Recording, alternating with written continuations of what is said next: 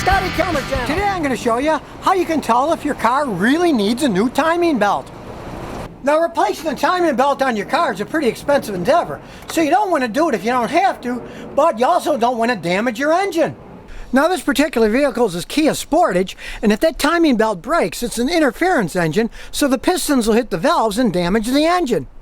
Now, this vehicle is 10 years old and has almost 82,000 miles on it, so it's definitely time to change it. Since the timing belt is inside here, it's very hot, gets damaged over time from heat. Since it's made out of rubber, it'll eventually crack. You want to change it every 10 years for sure, probably every 5 or 6 years. They all have mileage specifications on them, but really, once they get old, it doesn't matter if this car had 30,000 miles. I'd say it's time to change that belt, because if that rubber belt cracks and breaks, the pistons will hit the valves and do damage. Now, take my old 94 Toyota Celica. It has a non-interference engine, so if the belt breaks, no damage is done, you'd just be stranded. So if you want to be cheap, you can ride that until it breaks. It won't hurt anything.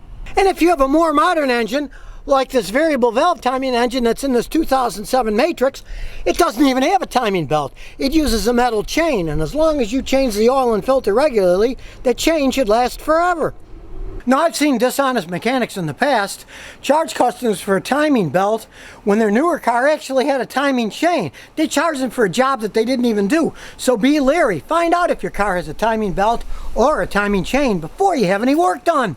But this Kia definitely has a timing belt, and being 10 years old with 81,000 miles, we're going to change it out now. Now, to get to the timing belt, first you have to take off all the fan belts or the drive belts. You loosen the bolts that hold them in, slide them in, and then pull the belts off. Then you unbolt the front motor mount, get that out of the way. Then you unbolt the water pump pulley, because it's in the way, so you can get the cover off the timing belt. Then you take the timing belt cover off. There's the timing belt. Then you go under the wheel well, and you take off the nut that holds the crankshaft pulley on. Then you wiggle this like mad back and forth, and it'll come off. Sometimes you need a puller to hook up, but I've wiggled this by hand enough. I got it off. Then I like getting some white paint and painting a mark so I know exactly where it lines up. Then you unbolt the idler pulley so you get enough play to get the belt off.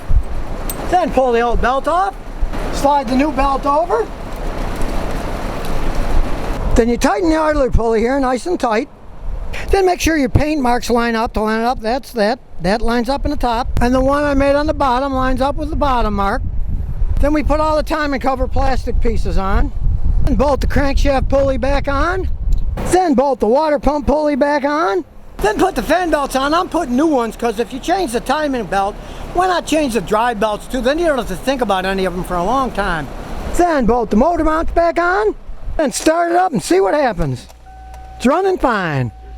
So now you know how to tell if you need a new timing belt on your car and how to replace it yourself.